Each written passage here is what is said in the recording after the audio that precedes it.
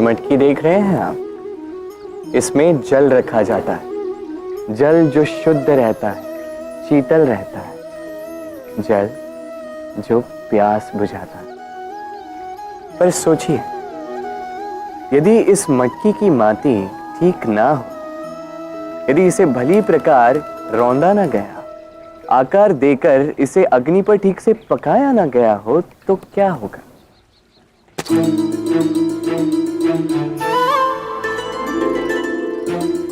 यही मन के साथ भी होता है,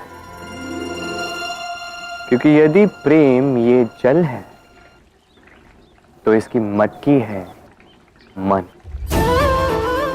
मन रूपी पात्र में यदि विश्वास की माटी ना हो, यदि आंसुओं से उसे भिगोया ना गया, समय रूपी कुम्हार ने उसे आकार ना दिया हो और परीक्षा की अग्नि में उसे पकाया ना गया हो, तो प्रेम मन में नहीं ठहर सकता।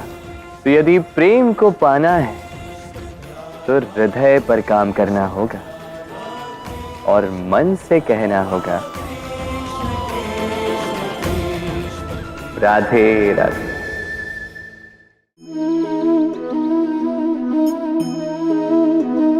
मेरे आसपास ये वृक्ष, ये पौधे,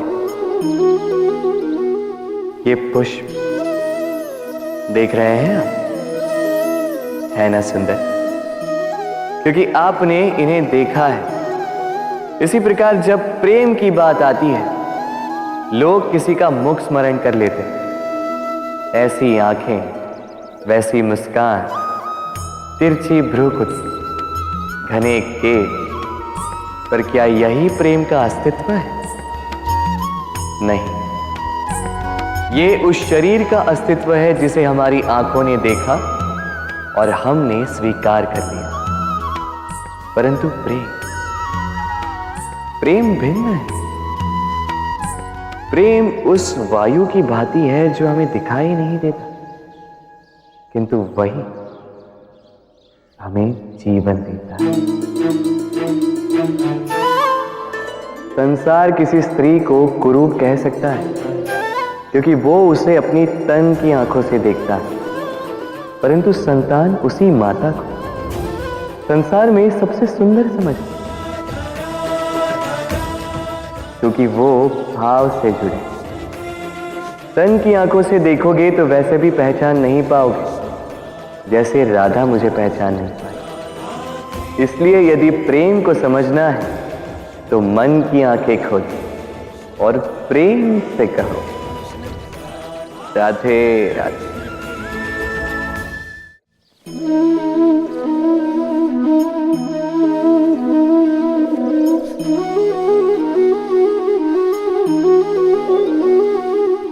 किसी भी वस्तु को बांध सकने के लिए किसी बंधन का, किसी रस्सी का होना आवश्यक है, परंतु इस रस्सी को बांध सकने की शक्ति कौन देता है?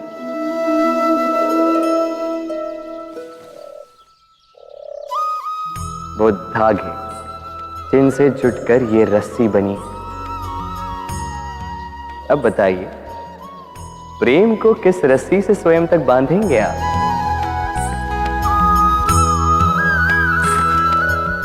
प्रेम बनता है विश्वास से, और विश्वास की डोरी के धागे सत्य के धागों से बुने जाते हैं।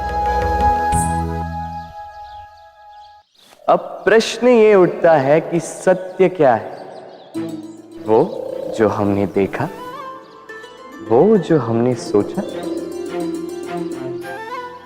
नहीं,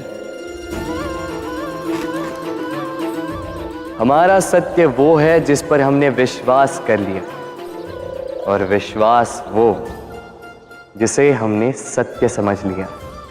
वास्तविकता में सत्य और विश्वास दोनों एक ही सिक्के के दो छोर हैं। जहां सत्य नहीं, वहां विश्वास की नींव नहीं, और जहां विश्वास नहीं, वहां सत्य अपना धरातल खो देता है। तो यदि किसी का सत्य जानना है तो विश्वास कीजिए, प्रेम का धरातल बन जाएगा और मन प्रसन्न होकर बोलेगा, राधे राधे।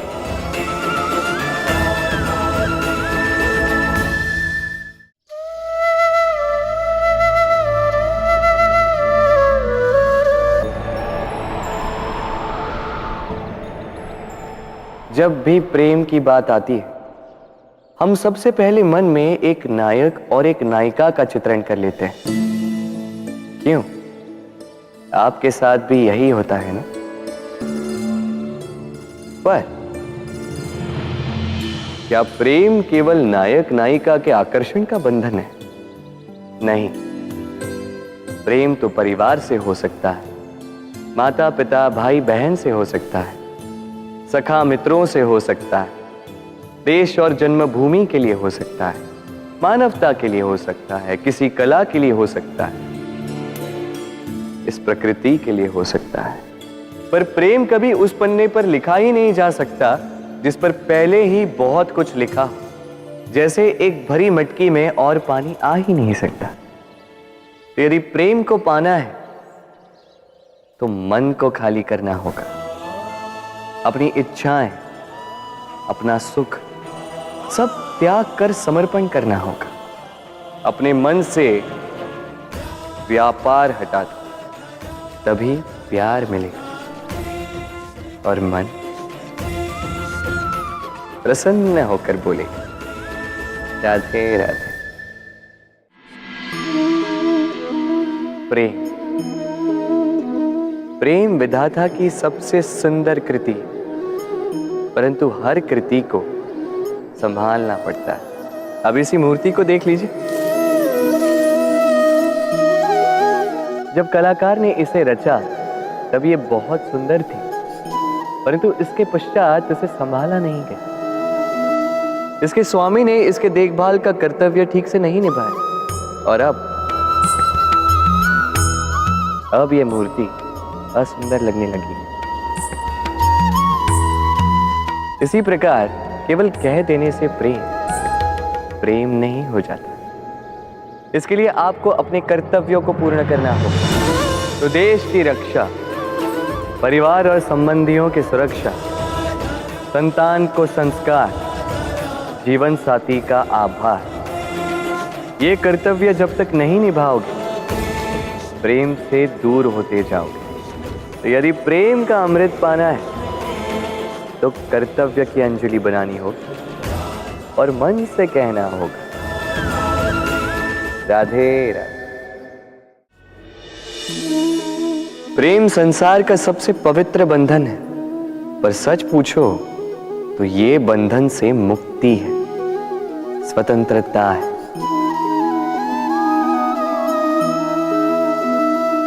नहीं समझे? समझाता हूं।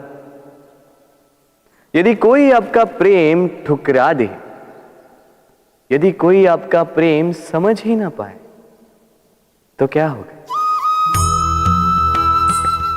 कुछ उदास हो जाएंगे, कुछ छल करके प्रेम पाना चाहेंगे, तो कुछ बलपूर्वक प्रेम पर अधिकार करना चाहेंगे। किंतु यह आवश्यक नहीं कि जिससे आप प्रेम करते हो उसे भी आपसे प्रेम, क्योंकि प्रेम कोई वस्तु नहीं है, न राज्य है न धन जिसे आप बल से अपने वश में कर सको। प्रेम वो शक्ति है जो आपके लिए हर बंधन तोड़ सकती है, किंतु स्वयं किसी बंधन में नहीं फंसती।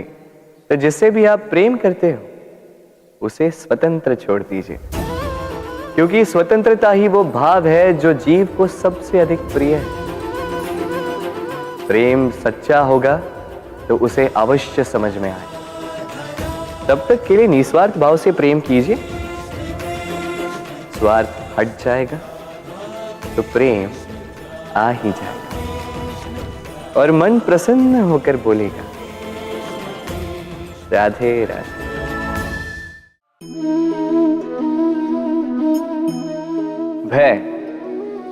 भय सबको होता है, चाहे वो पशु हो, पक्षी हो या मनुष्य। वास्तविकता में मनुष्य भय को अपने साथ लेके ही जन्म लेता है। तो इस भय से, भय कैसा? यदि भय बुरा भाव होता तो क्या इसे हम अपने साथ लेके जन्म लेते हैं? वास्तविकता में भय हमें आगे बढ़ने के लिए प्रेरित करता है। अब देखिए, जीवन जाने का भय आपसे स्वयं की सुरक्षा करवाने का प्रयास करता है। अपमान का भय सदाचार की ओर बढ़ाता है। किसी प्रिय को खो देने का भय उसके लिए कर्तव्य पालन करने को प्रेरित करता है। किंतु यह भय बुरा तब हो जाता है जब आप इसे अपने ऊपर हावी हो जाने देते हैं, इसके लिए कुछ प्रयास नहीं कर पाते। इसलिए यदि इस भय को उपयोग में लाना है, आपको स्वयं इस भय के ऊपर हावी हो जाना होगा। तो तोड़ दीजिए भय की सीमाएं।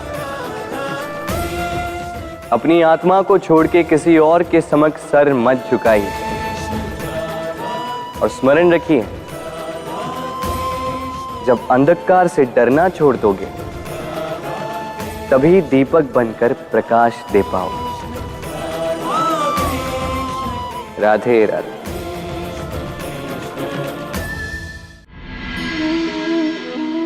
मनुष्य का स्वभाव है कमाना, संग्रह करना, फिर चाहे वो धन हो, नाते हो, संबंध हो या हो प्रसन्नता।